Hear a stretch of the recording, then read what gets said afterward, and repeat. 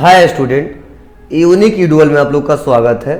और आज की वीडियो में लोग सीखने वाले हैं एमएस एक्सेल में डिफाइन नेम क्या होता है, डिफाइन नेम का उपयोग क्या है और एमएस एक्सेल में क्यों और किस लिए इसका प्रयोग किया जाता है, वह इस वीडियो में हम लोग एक एक करके स्टेप बाय स्टेप सीखने वाले हैं, समझने वाले हैं और जानने वाले हैं। तो पहले तो मैं बता दूं आपको कि जो डिफाइन नेम है इसका मतलब ये डिफाइन नेम, जब भी किसी वैल्यू का नाम देना हो, जब भी किसी पार्टिकुलर वैल्यू का नाम देना हो और उस नाम से उस वैल्यू को एक्सेस करना हो, क्या जब भी किसी वैल्यू का नाम देना हो उस नाम से ही उस वैल्यू को एक्सेस करना हो, तो ऐसे कंडीशन में हम लोग इस्तेमाल करते हैं किसका, डिफाइन नेम का। अब कैसे करेंगे तो चलिए हम एक एग्जाम्पल के साथ समझते हैं जिससे आपको अच्छे से समझ में भी आए और आगे चल के इसका इस्तेमाल कर सके आप लोग और सही तरीके से काम कर सके।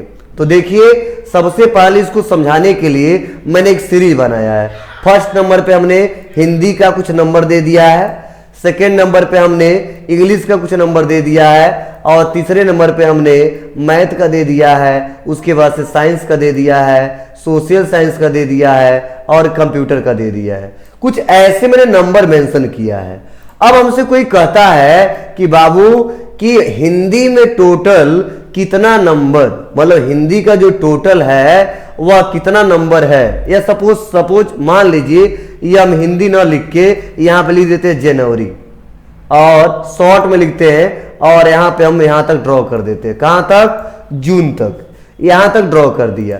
अब कोई कहता है कि सर हमको बता दीजिए कि जनवरी का टोटल वैल्यू, जनवरी का जो टोटल वैल्यू है वह कितना है, या फरवरी का टोटल वैल्यू है वह कितना है, या मार्च का जो टोटल वैल्यू है वह कितना है।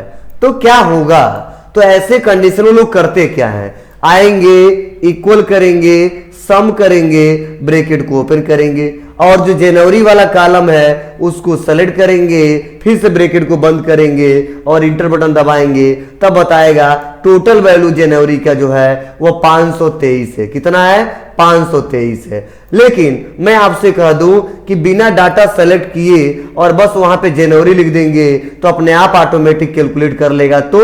तो बहुत ही इजी रहेगा, बहुत ही आसान भी रहेगा और थोड़ा प्रोफेशनल तरीके से भी वर्क करेंगे।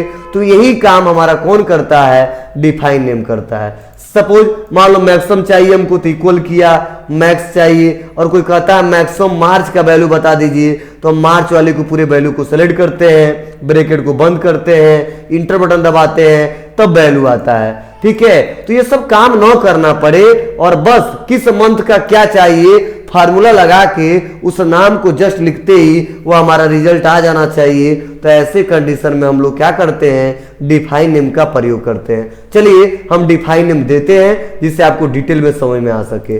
तो पहले तो मैं जनवरी का देना चाहता हूं तो मैं पूरी जनवरी को सेलेक्ट करता हूं जो वैल्यू है और यहीं पे ऑप्शन दिया डिफाइन नेम। जस्ट मैं डिफाइन नेम पे क्लिक करूंगा तो देखिए नेम में हमारा JN आ गया है, स्कोप में हमारा वर्कबुक है और रेफरेंस टू में जो रेफरेंस हमने सेलेक्ट किया है वह रेफरेंस आ गया है। बस कुछ मत करो, ओके कर दो।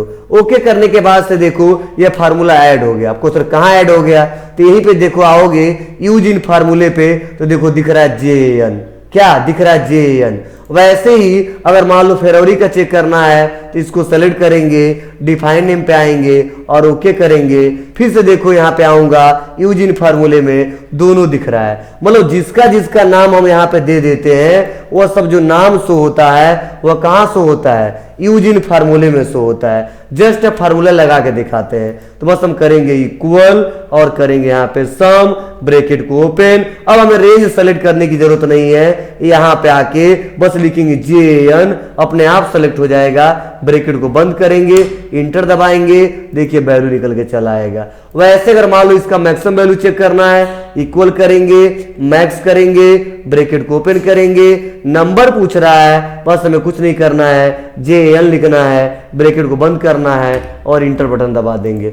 वैसे ही अगर टोटल हमको क्या करना है, फरवरी का निकालना है, इक्वल करेंगे, सम करेंगे, ब्रैकेट को ओपन करेंगे और या फिर भी लिख देंगे, अपने आप वैल्यू सेलेक्ट हो जाएगा, ब्रैकेट बंद करेंगे, इंटर बटन दबाएंगे, वैल्यू निकल के चला आएगा। तो इस प्रकार हम आसानी तरीके से वैल्यू को कैलकुलेट कर सकते हैं, निकाल सकते हैं। यह प्लस पॉइंट यह होता है कि बार बार हमको सेलेक्ट करने की रिक्वायरमेंट नहीं होता है। हाँ, अगर मैं कहीं पे भी हूं, इसके अंदर थोड़ा सा आ जाता हूं और यहां पे मैं चाहता हूं इक्वल लगा देता हूं, सम, ब्रैकेट ओपन, JN, हमें सेलेक्ट नहीं करना पड़ा, अपने आप तुरंत वैल्यू बता देगा 523। यह फायदे होते हैं और इसी के कारण हम लोग डिफाइन नेम देते हैं। लेकिन अगर मान लीजिए ऐसे हेडिंग कई ठो हैं, जैसे पहला है, यह दूसरा है, यह तीसरा है, यह चौथा है, यह पांचवा है, यह छठवा है, ऐसे हेडिंग बहुत ज्यादा हो और ऐसे सबका नाम देते रहे तो टाइम ज्यादा लगेगा। कोई दिक्कत नहीं, अगर आपको लग रहा है कि बहुत ज्यादा हेडिंग है और सबका डिफाइन नेम करना है, सबका नाम देना है, तो उसके लिए आप फार्मूले पे आ जाइए। अब फार्मूला टैब पे आने के बाद से यहीं पे एक ऑप्शन दिखाई देता है, क्रिएट फ्रॉम सिलेक्शन। क्या दिखाई देता है? Create from selection.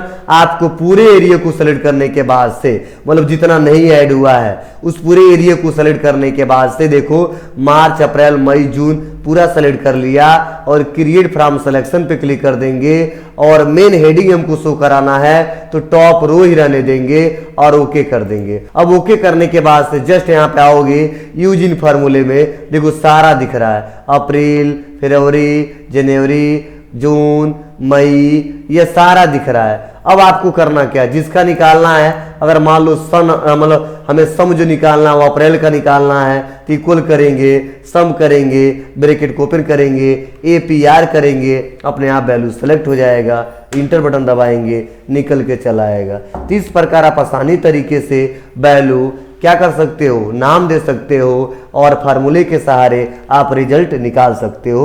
बहुत ही सिंपल सा स्टेप है और आसानी तरीके से किया जा सकता है। बहुत ही सिंपल सा स्टेप है और आसानी तरीके से किया जा सकता है। मैंने एक एक करके स्टेप बाय स्टेप बताया।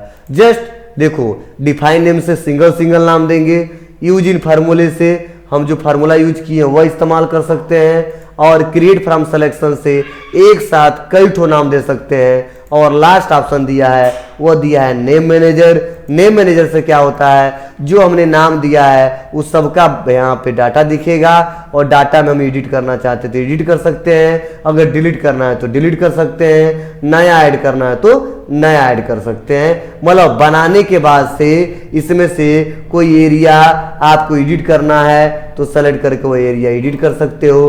कोई हिस्सा आपको जो आपने दे दिया है नहीं रखना है तो डिलीट कर सकते हैं, या आपको लग रहा है नया बनाना है तो आप नया भी बना सकते हैं। तो ये सिंपल सा स्टेप है और आसानी तरीके से किया जा सकता है, कोई दिक्कत नहीं होने वाली है। तो इस प्रकार हमने बताया डिफाइन नेम क्या होता है और डिफाइन नेम में कौन कौन से ऑप्शन है, इन ऑप्शनों का क्या यूज है, मैंने एक एक करके स्टेप बाय स्टेप बताया है, समझाया है, सिखाया है। अगर ये वीडियो आप लोग को अच्छा लगा हो तो please like, comment, share, subscribe करना न भूलें। Thank you.